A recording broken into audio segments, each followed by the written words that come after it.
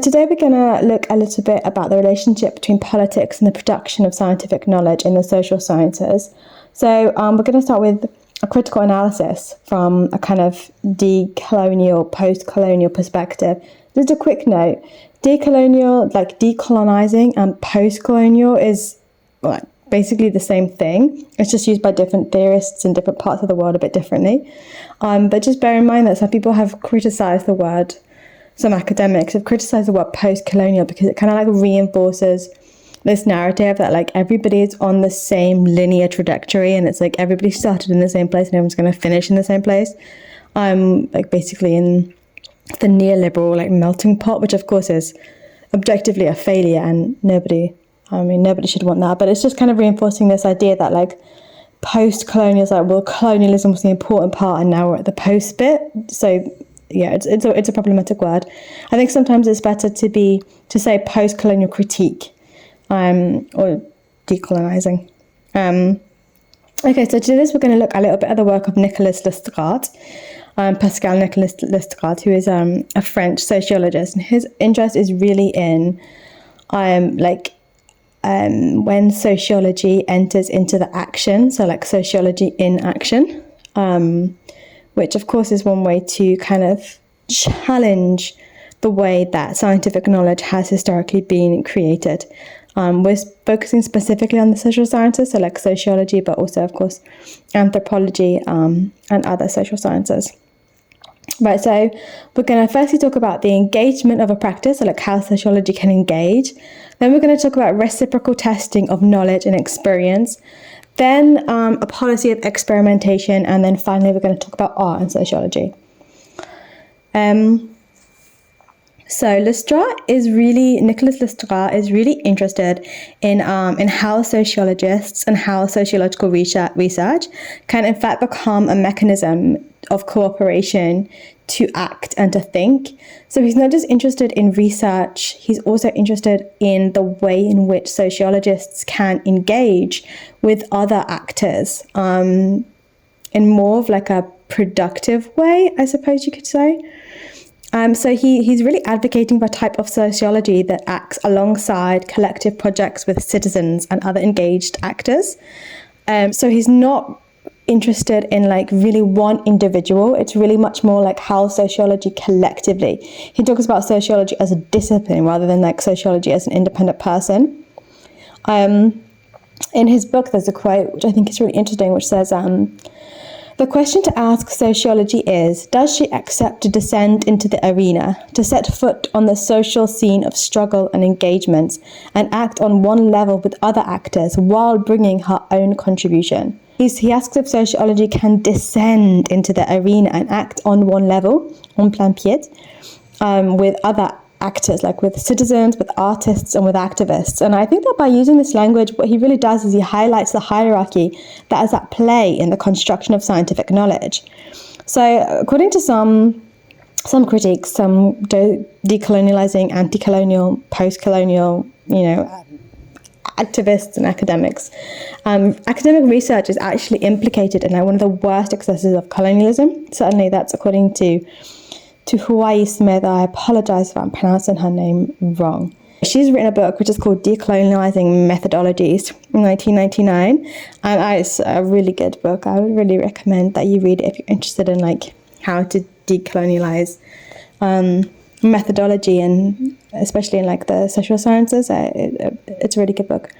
So here's a quote from like the first page. She says, "It galls us that Western researchers and intellectuals can assume to know all that is possible to know of us on the basis of their brief encounters with some of us. It appalls us that the West can desire, extract, and claim ownership of our ways of knowing, our imagery, the things that we create and produce, and then simultaneously reject the people who created and developed these ideas and seek to deny them further opportunities to be creators of their own culture and their own nations." She's Maori, so she's living from New Zealand. So she's writing from the perspective of Indigenous communities from New Zealand. But I actually think that what she's saying is really applicable to a lot of what could be generalized as Southern actors. According to her, research is really a site of struggle between the West and the other. So what Nicolas-Le Strat is proposing is really for researchers to act on one level in collaboration with people who have been traditionally and arguably still are really observed and interrogated, rather than being actually the leaders or even being included and respected.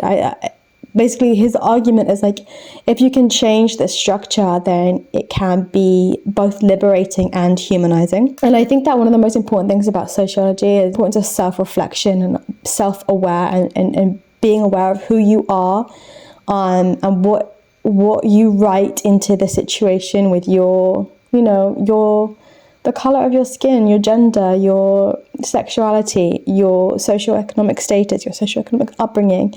There's a lot of different dynamics that we have to be aware of. The question of research and methodology is often discussed by those who have been educated in a certain way, so from a very European perspective. So this is often done by people who speak the right, quote unquote, the right languages, who behave, who reason, who form and criticize knowledge in similar ways.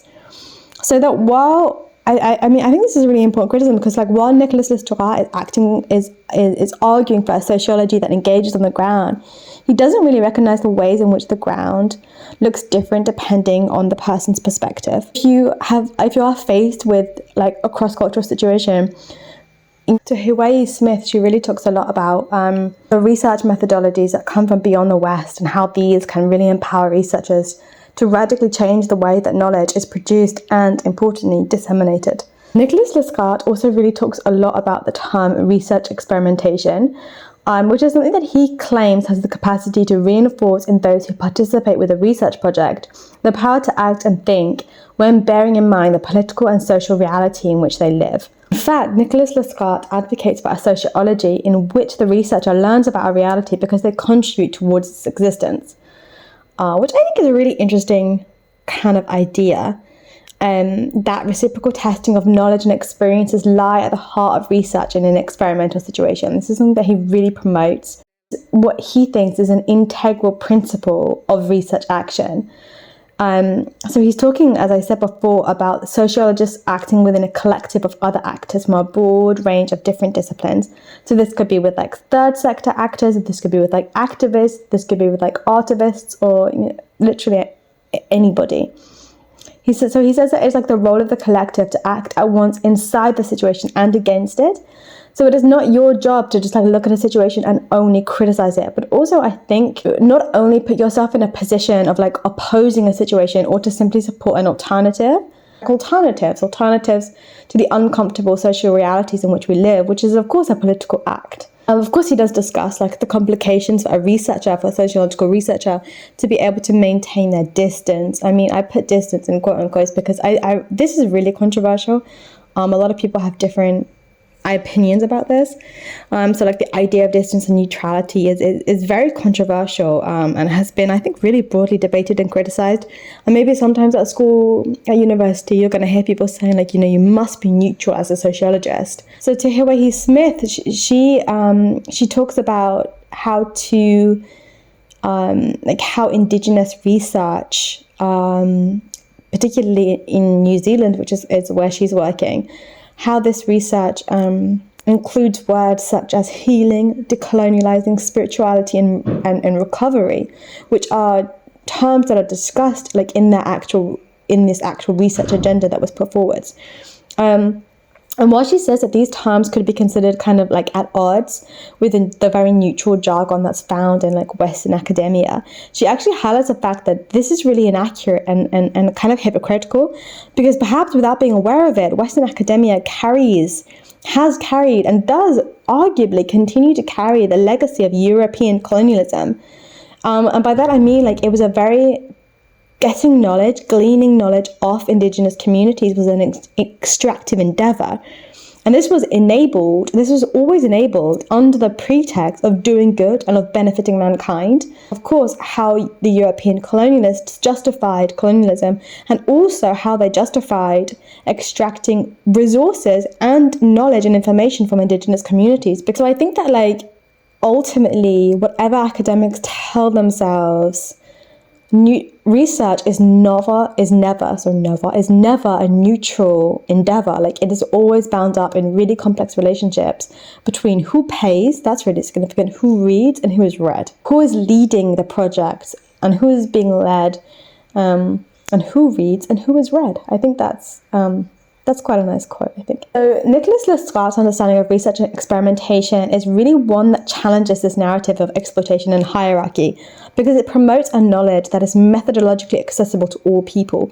I think that's really key, because actually education isn't accessible to all people at all. Like, as we know very well, in my country of origin, education and higher education is so expensive, people cannot access it. Like, I could not go to university in my country of origin, which is in the UK. Like, I live in Belgium, and I study for free here. Like, it's insane. So Le Strat is really advocating for a type of research and a production of knowledge that is available to the broadest audience.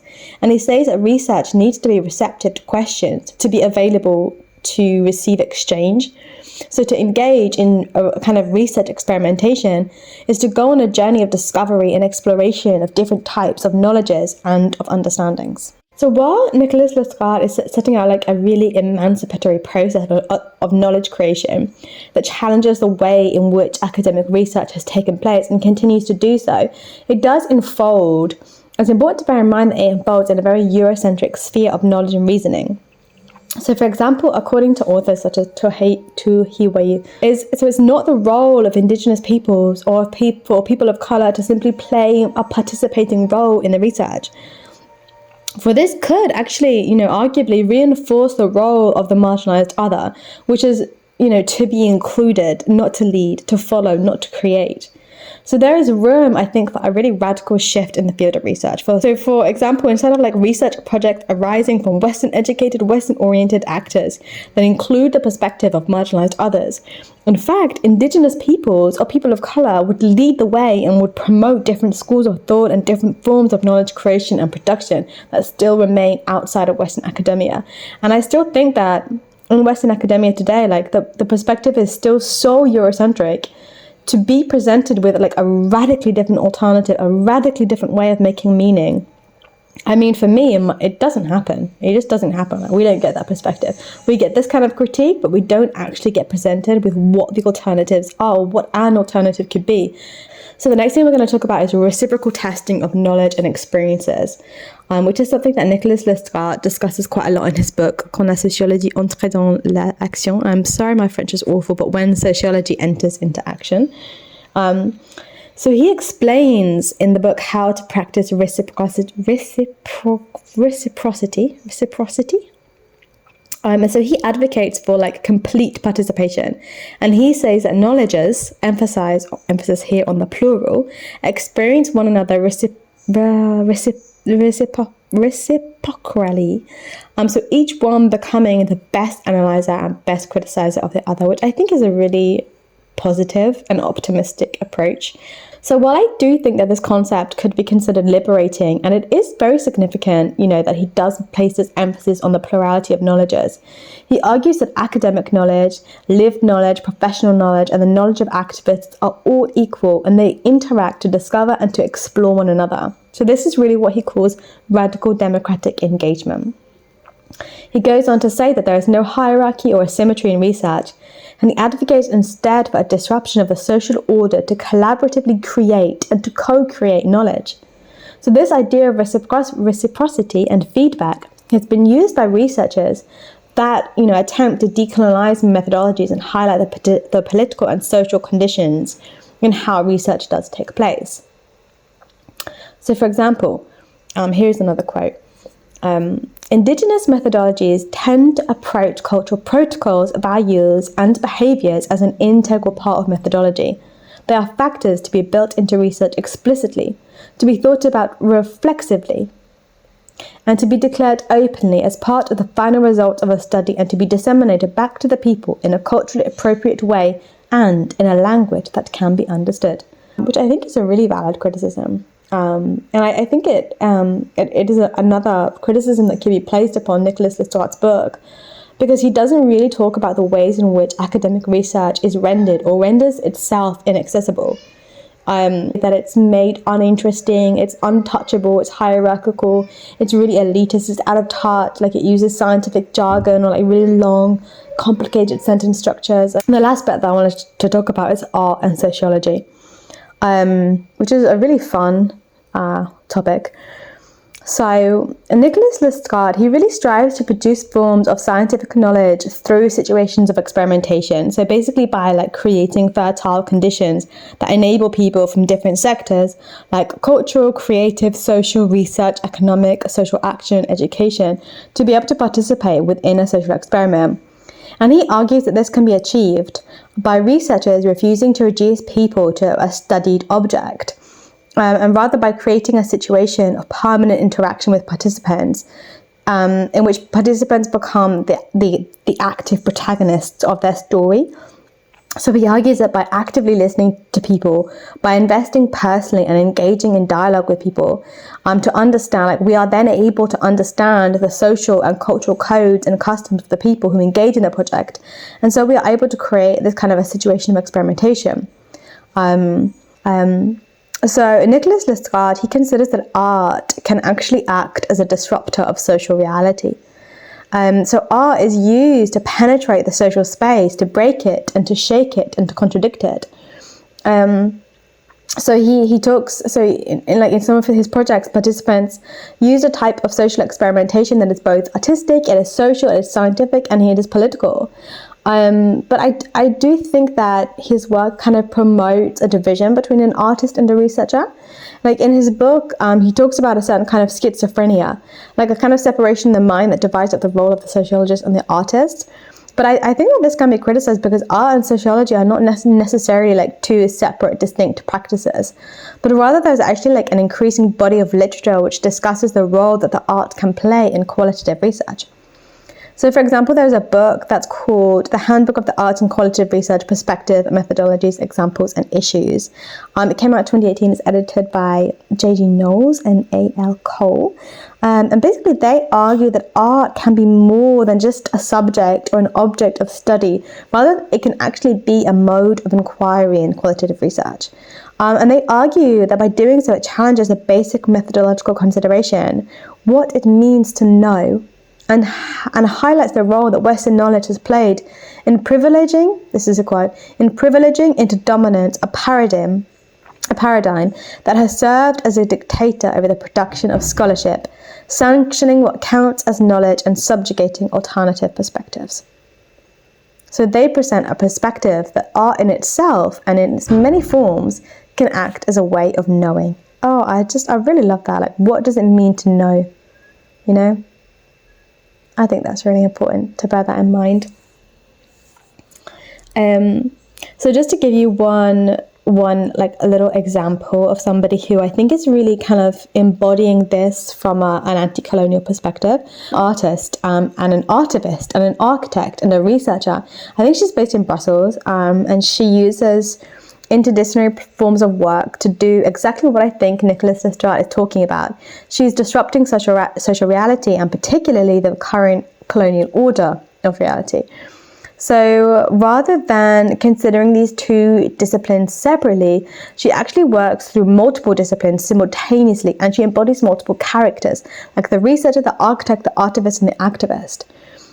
So one of her projects, which was called People, in this project, she melted an ice reproduction of a really controversial statue of Leopold II that is found on the Place du Trône, outside the Royal Palace in Brussels. And there's two of his statues around that area of him on horseback. Actually, I have to pass them like every day on my way to university. I mean, this isn't a space to talk about, colonial monuments and statues, but if it was, that's a big conversation. I have quite a lot to say about that. And not just what I have to say as well. I think because I am a white woman, it's really important for me to bear in mind my whiteness and how my relationship with colonialism is completely different from a perspective of a person of color in it, but that doesn't mean that as a white person there's nothing to say. Not at all, because, you know, the problem of racism is not a problem of black people, it's a problem of white people. So I think that there are things to be said. There is a role for white people to play. But she melted like an ice reproduction of this very controversial statue. It really like helped to create a discursive space in which citizens of Belgium debated the role of such monuments, their history, and their continued effect in modern day public spaces. So this could be considered an exploration of art as a way of knowing and art as a way of researching that does take the idea of Nicolas-Le Strat even further. And if we could optimistically say it, like it could even, like, this kind of work could open up the field of research to a broader audience by dismantling the methodological hierarchies that are currently in place. As research, I think that it's important to bear in mind the critical reflections of authors like that we have talked about, and the historicity of Western research and the role that research still plays in producing hierarchies of power